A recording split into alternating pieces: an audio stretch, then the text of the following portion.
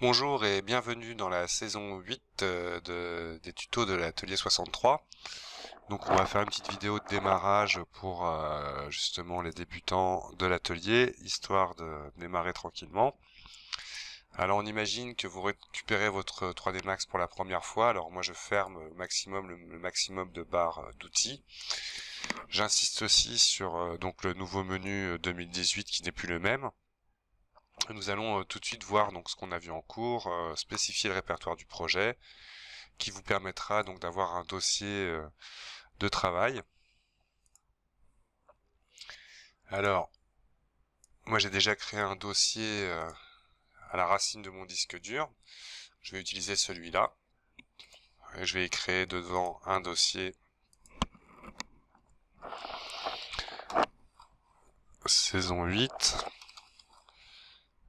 Pourquoi pas mettre ABA de an ou atelier 63. Saison 8.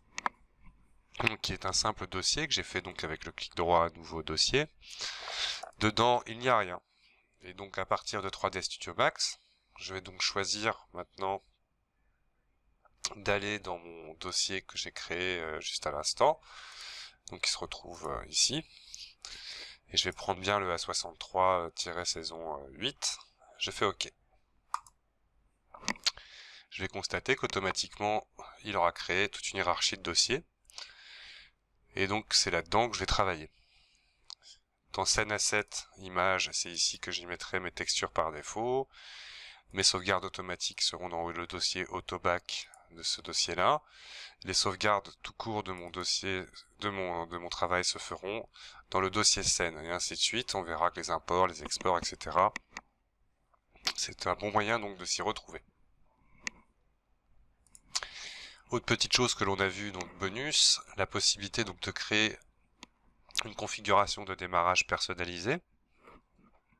Alors par exemple, tout en bas à droite, nous avons le plein écran, que l'on fait fonctionner avec Alt plus W pour switcher en plein écran. Donc je vais me configurer en plein écran. Je vais configurer par exemple dans personnaliser, je vais définir mon unité pour qu'elle soit bien en centimètres. Par défaut, vous aurez une unité générique. Donc là, je vais bien mettre en centimètres et aussi configurer mon unité système pour qu'elle soit bien aussi en centimètres. Voilà. Pour se déplacer dans la vue, il est très simple. Tout se fera avec la molette. Molette enfoncée uniquement en glissant dans la vue.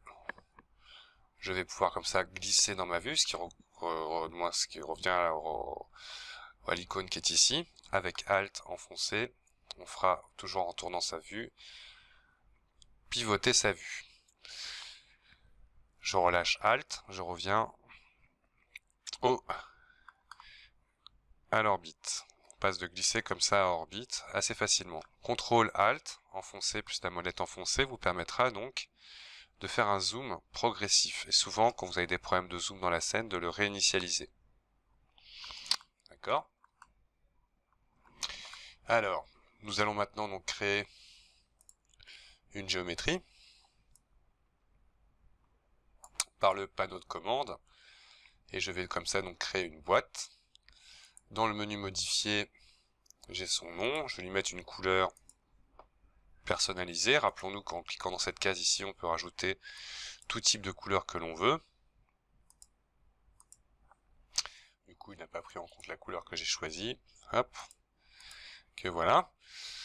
Et maintenant, on va s'intéresser donc au positionnement grâce à clic droit déplacer de ma géométrie pour bien comprendre où elle se situe dans l'univers. En faisant des clics droits dans les boutons radio, rappelons-nous cette fonction qui remettra à la plus petite valeur possible de la case de saisie notre géométrie.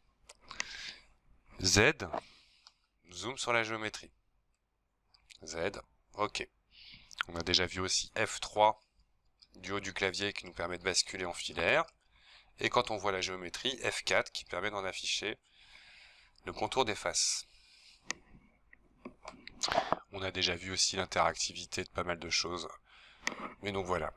Au cas où vous êtes vraiment débutant, je vous conseille de démarrer sur la chaîne YouTube qui normalement vous la trouverez facilement, c'est la même que vous trouverez cette vidéo. Et donc dans la saison 7, il y a des bases vraiment beaucoup plus approfondies. Là, nous allons nous intéresser à la construction tout de suite d'une géométrie, en travaillant par exemple avec la possibilité donc de changer les valeurs de ma géométrie, en cliquant, glissant. Donc par exemple, je vais faire une longueur de 60, et aussi on peut s'y déplacer avec les flèches haut et bas du clavier.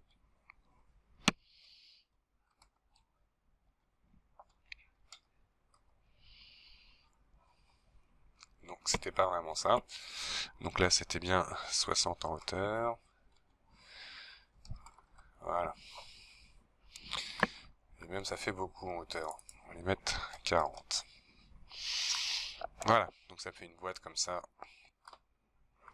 paramétrée avec des dimensions. Et je vais lui demander, en longueur, en largeur du coup, d'avoir une segmentation. D'où l'importance de bien voir F4 qui nous montre les arêtes. Ensuite, je vais commencer à tout simplement convertir ma boîte en polygone éditable. Alors faites pas attention, ça c'est un plugin qui est installé en démo, plugin éditable, ce qui nous donne accès donc à ce qui compose ma boîte, les fameux sous-objets. Objet, je bouge mon objet, sous-objet, je déplacerai ou ferai toute autre action à ma sélection. Donc là très simple, je vais m'amuser à faire donc comme on avait fait en cours une forme de cercueil. Par exemple, pour sélectionner des arêtes qui se prolongent, donc qui se suivent, ce qu'on appelle en 3D une boucle d'arêtes, très simple, facilement, je double-clique et automatiquement j'ai cette boucle d'arêtes de sélectionner. Je peux la contraindre à un déplacement. Une fois que je suis content, j'ai ici sa valeur, je peux lui rentrer si je veux précisément l'endroit où je veux qu'elle arrive. Ensuite, nous allons nous amuser par exemple à prendre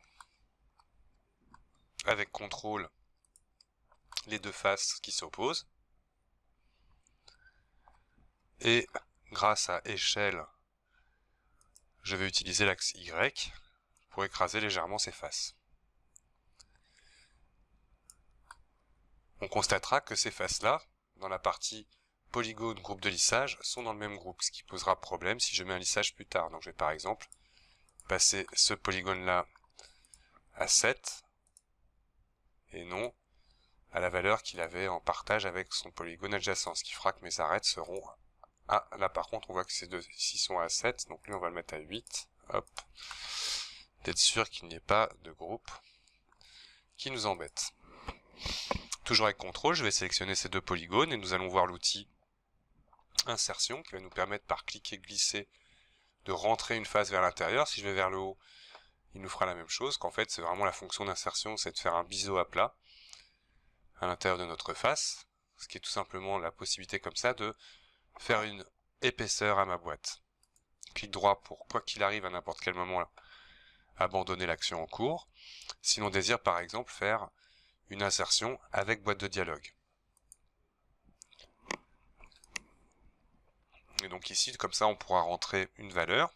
Par exemple, si je veux que 2 cm d'insertion, voici mon épaisseur. Donc j'avais donné une hauteur de 40, je peux faire la même chose pour une extrusion de moins 40, moins 38 du coup centimètres.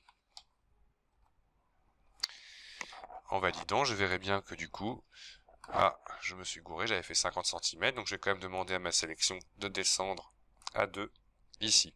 Comme quoi, il n'est jamais trop tard pour rebouger sa géométrie. Donc voilà vraiment des bases indispensables pour suivre la suite des cours. Donc il est vraiment nécessaire de savoir se déplacer, de déplacer une géométrie, de comprendre son positionnement dans l'espace, de comprendre la notion entre objet et sous-objet, et les quelques bases que l'on vient de voir du polygone éditable.